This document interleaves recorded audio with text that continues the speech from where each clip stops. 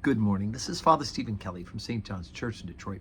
We're continuing our series of daily morning meditations, where we generally look at one or another of the lessons that are assigned for morning or evening prayer, what is known as the Daily Office Lectionary.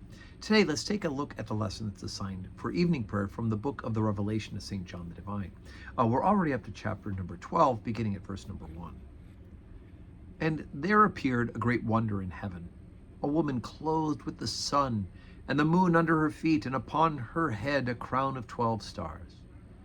And she, being with child, cried, travailing in birth, and pain to be delivered.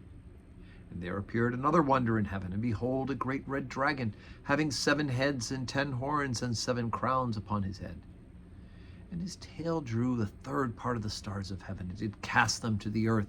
And the dragon stood before the woman which was ready to be delivered, for to devour her child as soon as it was born. And she brought forth a man-child, who was to rule all nations with a rod of iron. And her child was caught up unto God and to his throne. And the woman fled into the wilderness, where she hath a place prepared of God, that they should feed her there 1,260 days. And there was a war in heaven. Michael and his angels fought against the dragon, and the dragon fought and his angels, and prevailed not, neither was their place found any more in heaven.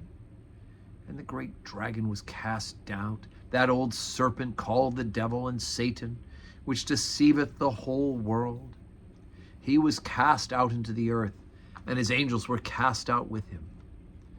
And I heard a loud voice saying in heaven, Now is come salvation and strength, and the kingdom of our God, and the power of his Christ. For the accuser of our brethren is cast down, which accused them before our God day and night. And they overcame him by the blood of the Lamb, and by the word of their testimony, and they loved not their lives unto the death. Therefore rejoice, ye heavens, and ye that dwell in them.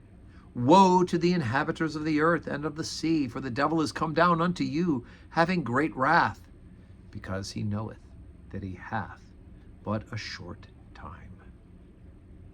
Okay, so we're talking about something that St. John the Divine is trying to explain, visions which don't really make human sense, and yet they do, and using words which God allows him to use, but can't really aptly describe the things that he's seeing.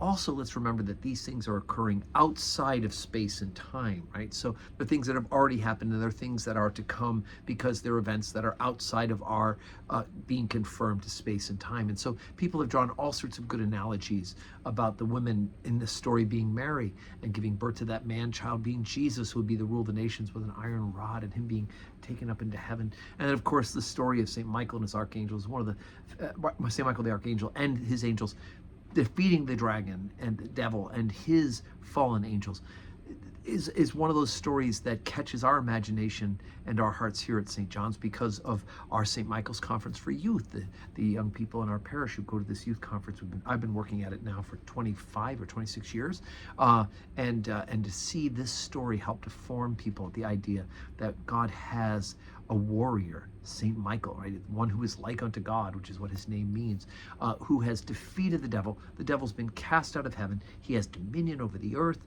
Woe to the inhabitants of the earth, right? This is stuff that's happening at the end times, but it's happening already. It's already happened. And so we know that the devil and his fallen angels certainly are running amok here on earth, but that we have already had the victory won for us. Ultimately, as it says, they overcame him by the blood of the Lamb. Jesus Christ, of course, the Lamb of God. So today's Tuesday. We have 12:15 Holy Communion and 4 o'clock evening prayer. I do hope you can join us here in person, or of course join us on this live stream where you're watching this meditation. And may God grant you a Tuesday that is full of blessings.